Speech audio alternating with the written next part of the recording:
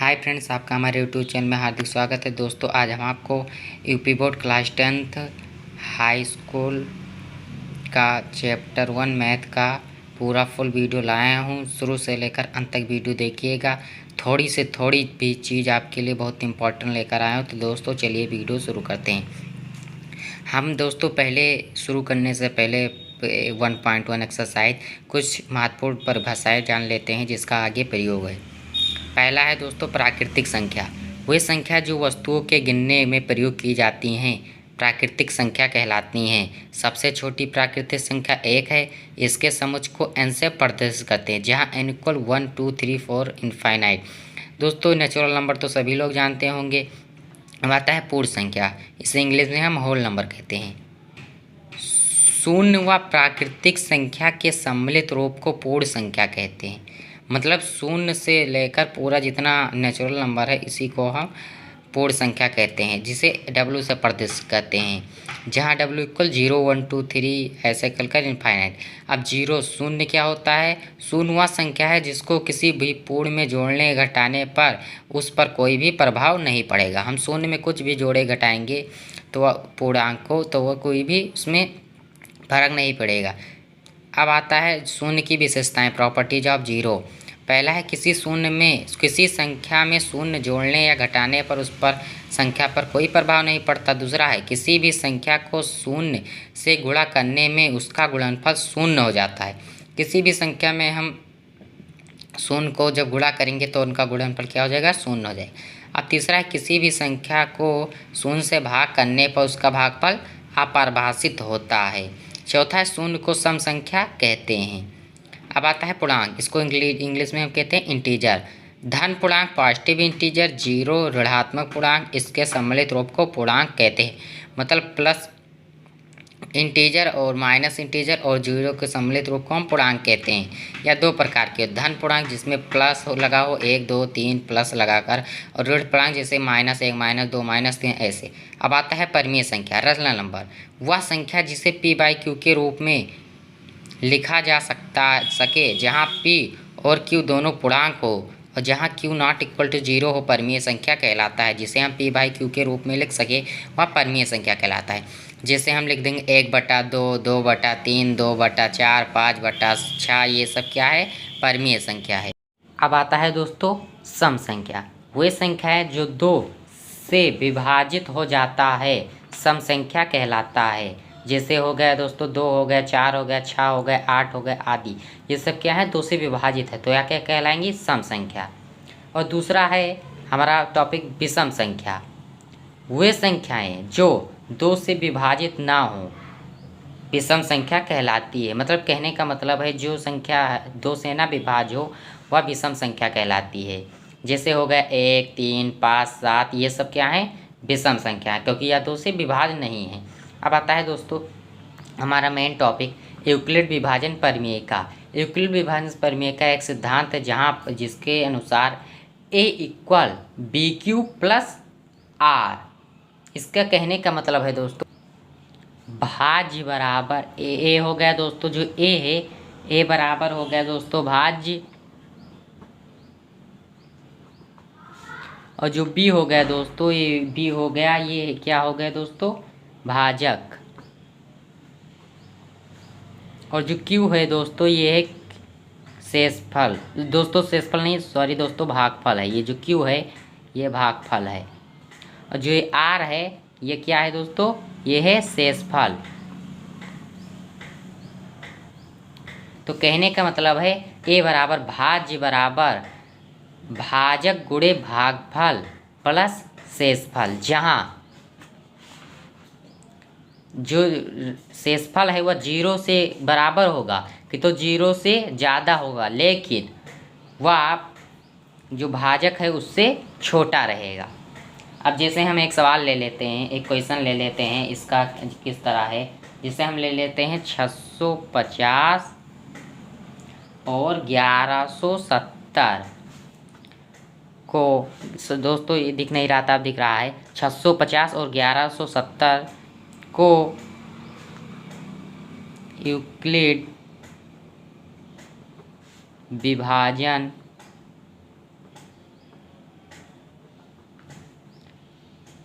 परमेयिका से 80 अब निकालो।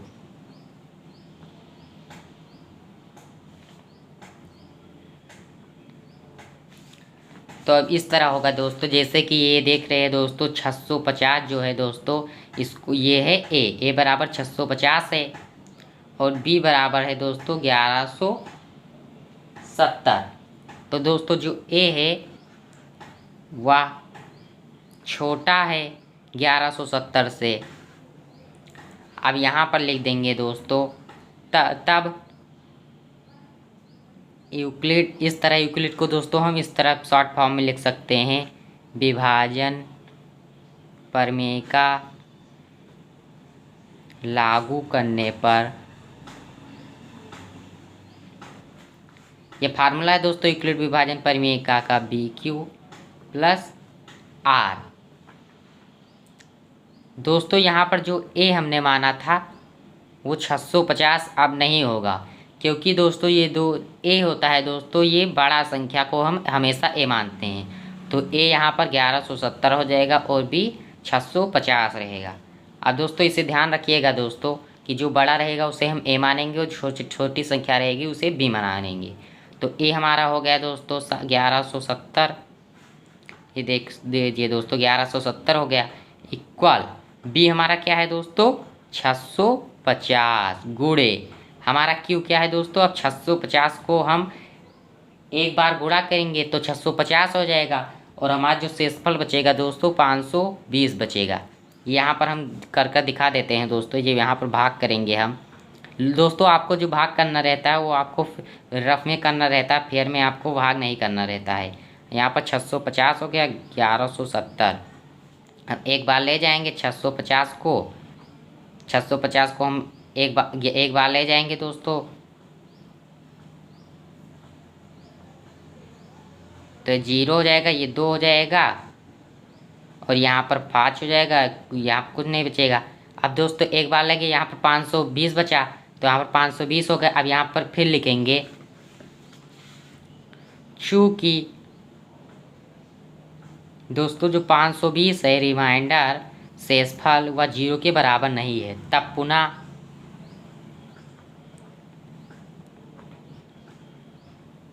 यूक्लिड विभाजन परमेयिका लागू करने पर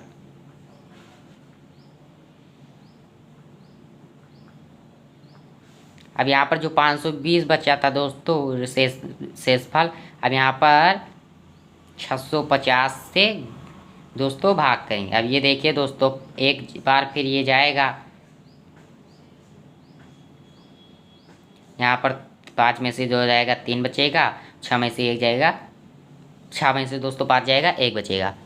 अब यहाँ पर हम फिर दोस्तों ये लिखेंगे इस तरह 520 दोस्तों 650 इक्वल, अब यहाँ पर लिख देंगे 520 गुणे 1 प्लस क्या बता था दोस्तों शेषफल 130। फिर यहाँ पर लिख देंगे चूँकि 130 नॉट इक्वल टू 0, क्योंकि ये 0 के बराबर नहीं है। अब तब फिर लिख देंगे दोस्तों तब पुनः यूक्लिड विभाजन परमेयिका लागू करने पर। अब यहाँ पर 130 जो बचा था दोस्तों उसको यहाँ पर लिख देंगे और यहाँ पर हम लिख देंगे जो 520 है इसको। अब कितने बार जाएगा ये दोस्तों 500 कितने बार जाएगा 130 में कि 500 आ जाए दोस्तों, ये जाएगा 4 बार। अब जब ये दोस्तों 4 बार चला जाएगा तो यहाँ पर आ जाएगा 520। अब ये पूरा कट जाएगा दोस्तों। अब तब लिखेंगे दोस्तों 520 इक्वल 130 गुणे 4 प्लस 0। अब यहाँ पर शेषफल r इक्वल 0 आ गया, तब यहाँ लिखेंगे अतः 650 और 1170 का HCF कितना होगा दोस्तों? ये हो जाएगा 130। जो आखिरी में होता है दोस्तों उसी को हम HCF ले लेते हैं। तो दोस्तों यहाँ पर देख लीजिए, फिर एक बार समझा देते हैं दोस्तों। यहाँ पर इसका हमें HCF निकालना था, तो इसमें लिख देंगे 650। यहाँ पर दोस्तों क्या हो जाएगा? B, क्योंकि जब छोटा रहता है उसी को हमें B मानना रहता है। और यहाँ पर 1170 क्या हो जाएगा? A हो जाएगा। तो यहाँ पर ये चूँकि 650 छोटा है 1170 से, तब यूक्लिड विभाजन प्रमेय का लागू करने पर A equal BQ plus R, तब 1170 यहाँ पर A हो गया इक्वल 650 B होगा गुणे Q, यानी कि इससे भागफल कितना होगा? 1 प्लस 520 जो हो गया दोस्तों शेषफल बच गया हमारा। अब यहाँ पर चूँकि 520 नॉट इक्वल टू 0, ये रिमाइंडर जो है दोस्तों ये 0 के बराबर नहीं है, 520 है। तो यहाँ पर तब फिर से हम यूक्लिड विभाजन प्रमेय का लगाए, फिर यहाँ पर दोस्तों इस तरीके से कर दिए और ये हमारा यहाँ पर आंसर आ गया है। अब दोस्तों चलिए हम अपने एक्सरसाइज पर चलते हैं। हमारा दोस्तों प्रश्नावली 1.1 का पहला क्वेश्चन है, निम्नलिखित संख्याओं का HCF ज्ञात करने के लिए यूक्लिड विभाजन एल्गोरिथम का प्रयोग कीजिए। तो यहाँ पर हम लिख देंगे दोस्तों A equal 225 comma B equal 135। अब यहाँ पर जो तो चूँकि 225 बड़ा है 135 से, तब यूक्लिड विभाजन प्रमेय का लागू करने पर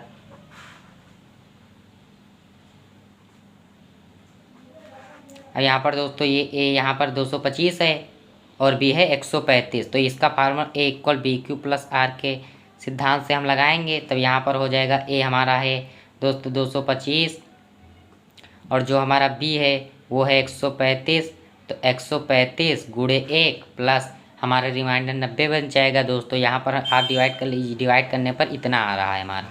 जब 135 से 1 से डिवाइड करेंगे, वो 200 भाग गुणा करेंगे तो यहाँ पर 135 आएगा और 90 जो शेषफल बच जाएगा। और यहाँ पर लिख देंगे चूँकि 90 नॉट इक्वल टू 0, तब पुनः यूक्लिड विभाजन प्रमेय का से शॉर्ट फॉर्म में दोस्तों लिख रहे हैं।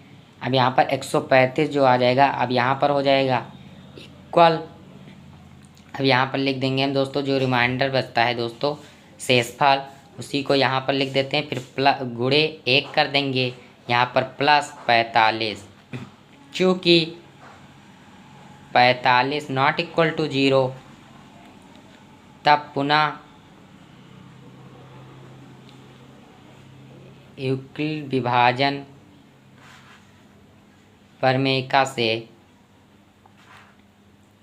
अब यहाँ पर 90 यहाँ पर हो जाएगा 45 गुणे 2 प्लस 0। अब यहाँ पर शेषफल दोस्तों R इक्वल 0 आ गया है, अतः 135 और 225 का HCF कितना हो जाएगा दोस्तों?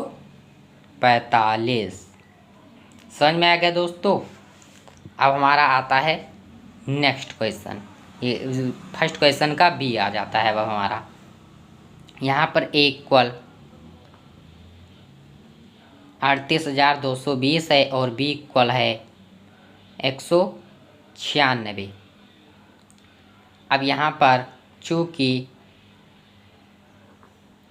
38,220 बड़ा है 196 से, तब यूक्लिड विभाजन प्रमेयिका से A equal BQ plus BQ plus R हो जाएगा दोस्तों।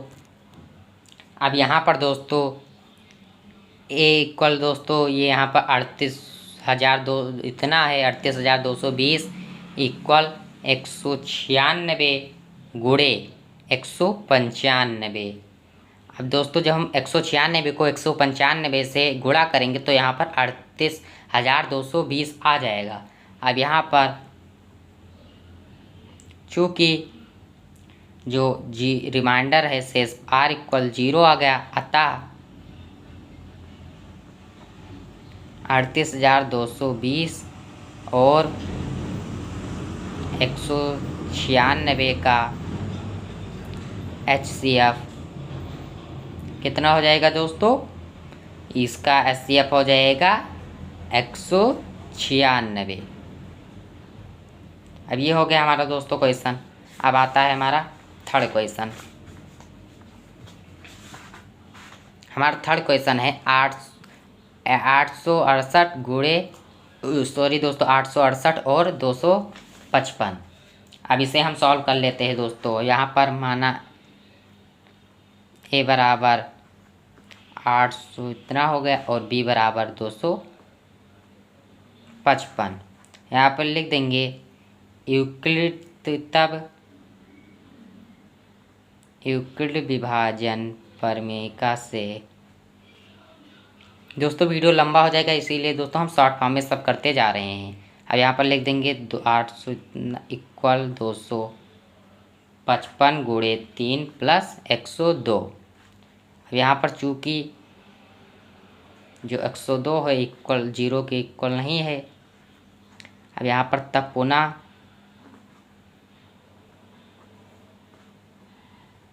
यूक्लिड विभाजन प्रमेय से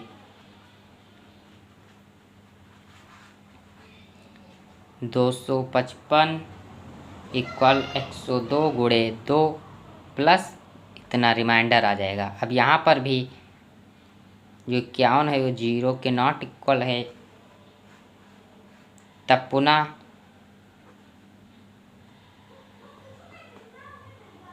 यूक्लिड विभाजन प्रमेय से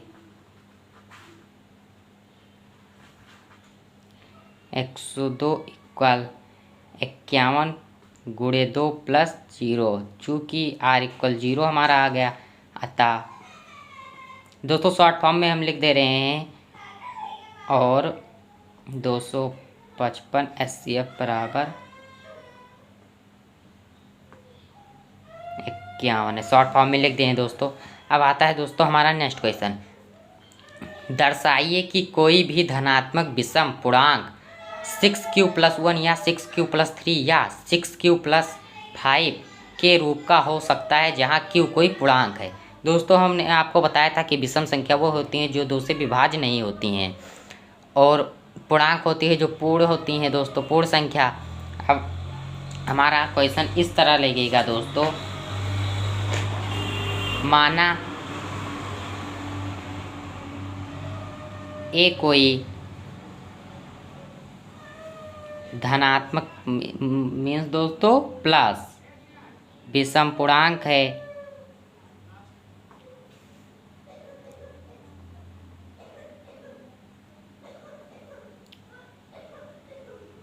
तब ए और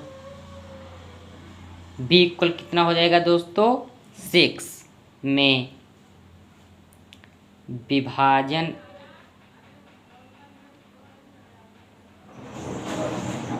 एल्गोरिथम का प्रयोग करके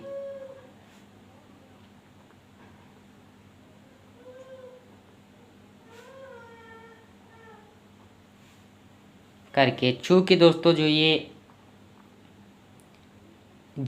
जो हमारा होगा दोस्तों, ये रिमाइंडर व 6 से दोस्तों कम होगा, 0 से ज़्यादा या बड़ा बराबर होगा। अब इसलिए इसका जो संभावित शेषफल होगा वो कितना होगा दोस्तों? लिख देंगे यहाँ पर इसका संभावित शेषफल 0, 1, 2, 3, 4 और 5 है, क्योंकि दोस्तों इसे 6 से कम होना चाहिए और 0 से ज़्यादा है 0 के बराबर। तो ये 0 हो जाएगा, 1 हो जाएगा, 2 हो जाएगा, 3 हो जाएगा, 4 हो जाएगा और 5 हो जाएगा। तब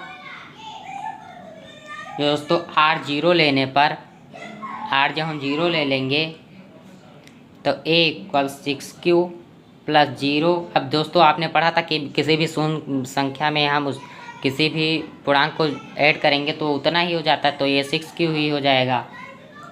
अब दोस्तों पुनः हम ले लेते हैं r बराबर 1 लेने पर दोस्तों आप लिख लीजिएगा, वीडियो बड़ा ना हो इसलिए हम शॉर्ट फॉर्म में लिख दे रहे हैं।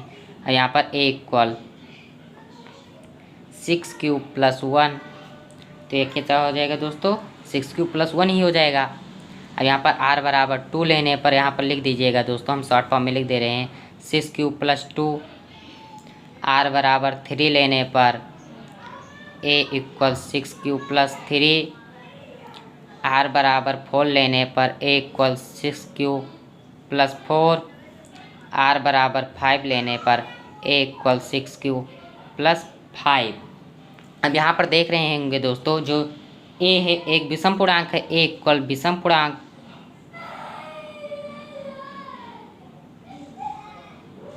इसलिए यह दोस्तों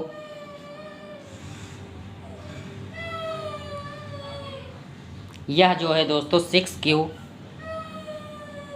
+ 2 और 6³ + 4 के रूप का नहीं होगा।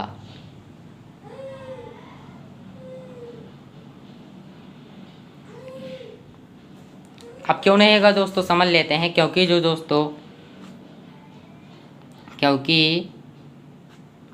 जो ये सब ये 6³ + 2 और 6³ + 4 है, या 2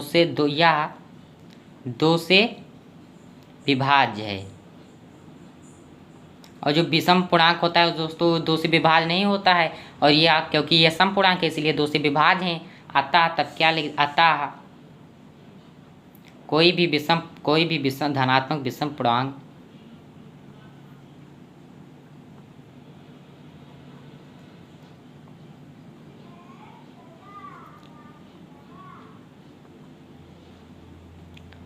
(6³ + 1,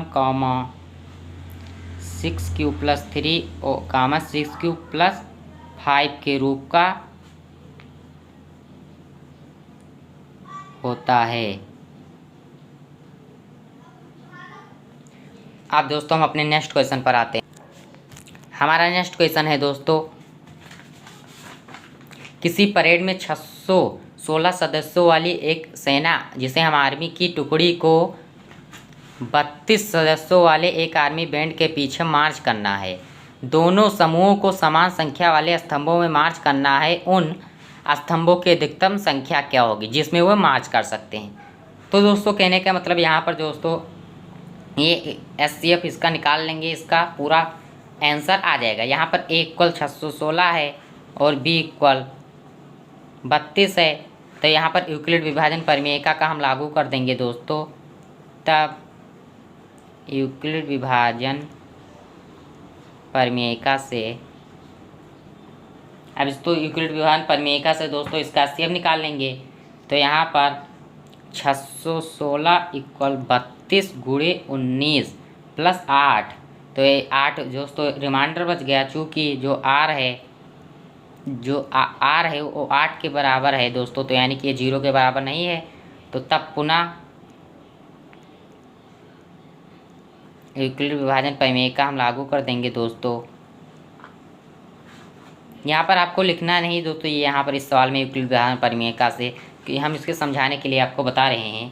अब यहाँ पर दोस्तों 32 इक्वल 8 × 4 + 0, R इक्वल 0 मिल गया दोस्तों, यानी कि जो दोस्तों SCF होगा 616 और 32 का 8 होगा। तो अतः स्तंभों की अधिकतम संख्या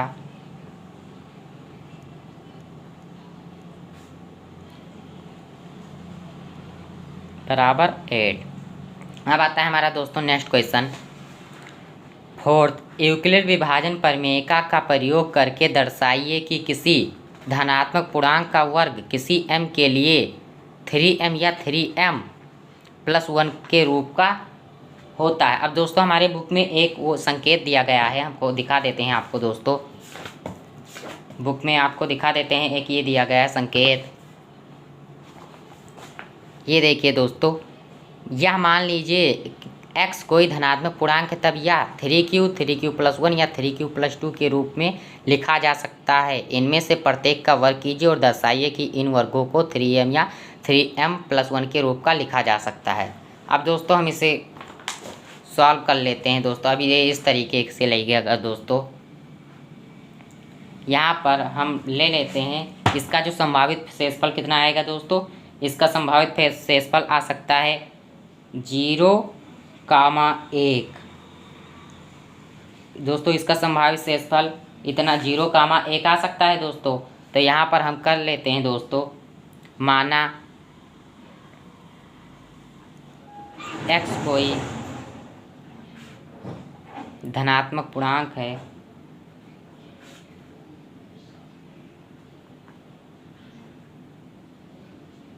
तब x बराबर 3q हो जाएगा, क्योंकि दोस्तों यहाँ पर 0 कर देंगे दोस्तों, तो यहाँ पर 0 कर 3q हो जाएगा। यहाँ पर दोनों पक्षों में वर्ग कर लेते हैं दोस्तों। वर्ग करने पर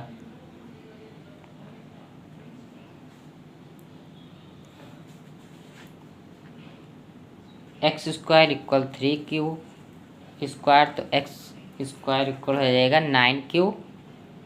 अब यहाँ पर हम इसे एक फैक्टर कर लेते हैं इसका, तो ये हो जाएगा 3 × 3q²। अब माना यहाँ पर लिख देंगे, माना 3q² = m, तो x² = 3m। ये पहला हमारा सिद्ध हो गया। अब हमारा दूसरा सिद्ध कर लेते हैं दोस्तों। हम यहाँ पर लिख देंगे पूरा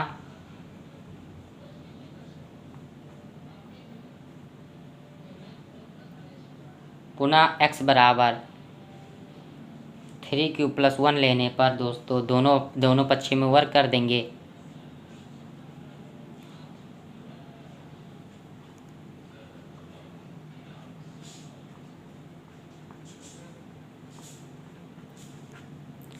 x² = 3q+1 का स्क्वायर, यहाँ पर x² इक्वल, यहाँ पर जब ये दोस्तों a² + दोस्तों यहाँ पर a+b का होल स्क्वायर, ये बन गया फार्मूला। अब इसका फार्मूला होता है दोस्तों a² यानी कि 3q² + b² यानी कि 1² + 2 × a × b।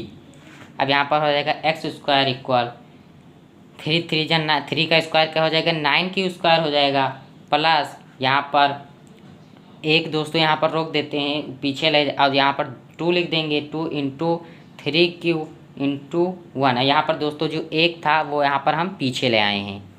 अब यहाँ पर लिख देंगे दोस्तों x² = 9q² + 2 3 × 6, 6 1 × 6। यहाँ पर 6 नहीं लिखेंगे दोस्तों, यहाँ पर लिख देंगे 2 × 3q + 1। इसको दोस्तों हमें अभी गुणा नहीं करना है, यहाँ पर इस तरह लिख देंगे। और यहाँ पर लिख देंगे 3, यहाँ पर कॉमन हो रहा है दोस्तों, तो यहाँ पर 3q² + 2q। अब यहाँ पर दोस्तों 1 बच रहा है, तो 1 से गुणा करेंगे तब भी उतना ही आएगा, यहाँ पर 1 हो जाएगा। हम यहाँ पर लिख देंगे, माना 3q² + 2q = m, तो x² = 3m + 1। यहाँ पर लिख देंगे, अतः किसी धनात्मक पूर्णांक का वर्ग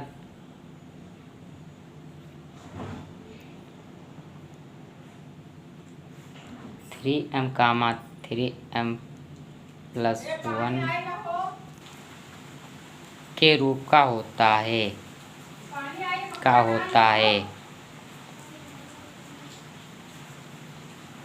अब ये दोस्तों हमारा सिद्ध हो गया कि अतः किसी भी धनात्मक पूर्णांक का वर्ग 3m, 3m + 1 के रूप का होता है।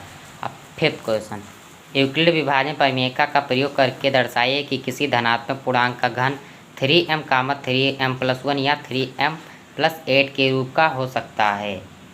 अब इसे हम सॉल्व कर देते हैं। इसका जो संभावित शेषफल आएगा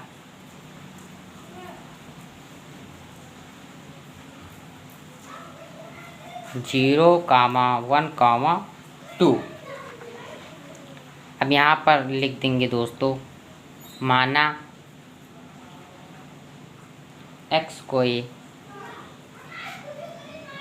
धनात्मक पूर्णांक है तब x इक्वल 3q। दोनों पक्षों का घन करने पर x cube equal 3q cube. तो x क्यूब इक्वल हो जाएगा 3 का क्यूब क्या होता है 27 क्यूब। यहाँ पर 27 क्यूब हो जाएगा दोस्तों। अब x क्यूब यहाँ पर दोस्तों 27 का फैक्टर कर देंगे तो 9 इंटू 3q क्यूब हो जाएगा। तो माना 3q क्यूब इक्वल m, तो x क्यूब इक्वल 9m। अब यहाँ पर दोस्त फिर से कर लेते हैं आप पुनः। अभी लिख देंगे पुनः, यहाँ पर ले लेंगे 3q प्लस 1। x इक्वल क्या हो जाएगा 3q प्लस 1। यहाँ पर 3q प्लस 1 ले लेंगे तो यहाँ पर लिखिए दोनों पक्षों का घन करने पर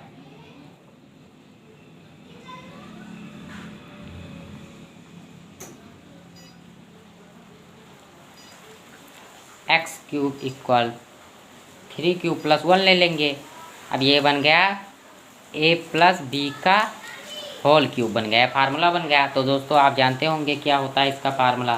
तो इसका फार्मूला होता है a क्यूब यानी कि दोस्तों 3q का क्यूब हो जाएगा प्लस b क्यूब यानी कि 1 का क्यूब हो जाएगा plus 3 into a into b और ब्रैकेट में हो जाएगा a प्लस b यानी कि 3q प्लस 1 हो जाएगा b। यहाँ पर इस तरह हो गया दोस्तों। अब यहाँ पर s क्यूब इक्वल 3 का क्यूब हो जाएगा 27 क्यूब। इसे हम ब्रैकेट में कर लेते हैं प्लस 1 उधर चला जाएगा दोस्तों उस साइड में। अब यहाँ पर 3 इंटू 3, यहाँ पर दोस्तों 3 इंटू 3 क्या हो जाएगा दोस्तों 9q। अब यहाँ पर 3q प्लस 1, यहाँ पर प्लस 1 इस साइड में कर दिए हैं दोस्तों। अब दोस्तों यहाँ पर s cube equal 27q square plus, अब यहाँ पर इसे 9 3 जा कितना होता है दोस्तों 9 3 27 प्लस q हो जाएगा दोस्तों 27q स्क्वायर प्लस 9 1 जा 9q प्लस 1 लिख देंगे दोस्तों। अब यहाँ पर x क्यूब इक्वल, यहाँ पर 3 कॉमन बन जाएगा, 9 कॉमन बन जाएगा 9, यहाँ पर 3q क्यूब बचा प्लस यहाँ पर 3q स्क्वायर बचा। अब यहाँ पर q बचा प्लस 1, तो यहाँ पर लिख देंगे माना 3q cube plus 3q square plus q equal m। तो x cube equal 9m plus 1। अब पुनः x इक्वल 3q प्लस 2 लेने पर यहाँ पर दोनों पक्षों में वर्ग कर देंगे, पक्षों में सॉरी दोस्तों दोनों पक्षों में हम घन कर देंगे।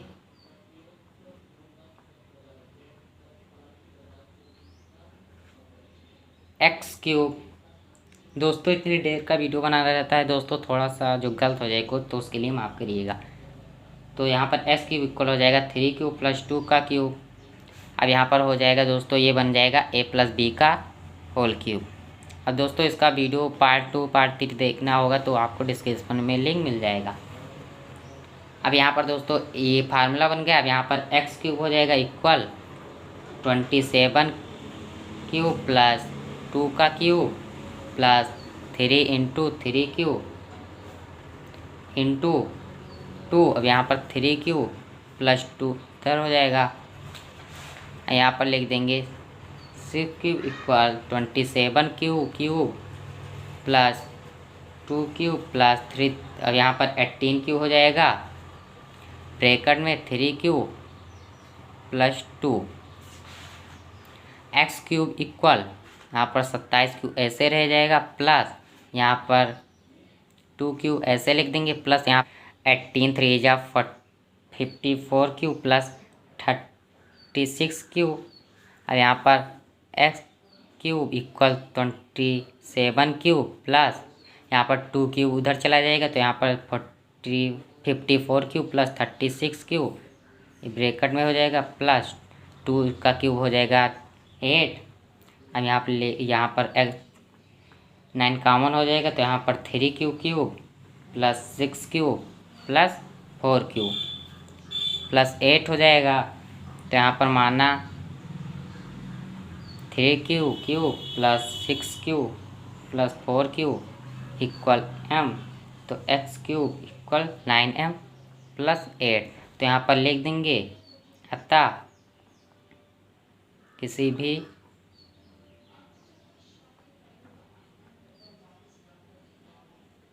धनात्मक पूर्णांक का घन 9m, 9m प्लस 1 या 9m प्लस 8 के रूप का होता है। तो दोस्तों वीडियो अच्छा लगा हो तो वीडियो को लाइक कर दीजिए। धन्यवाद।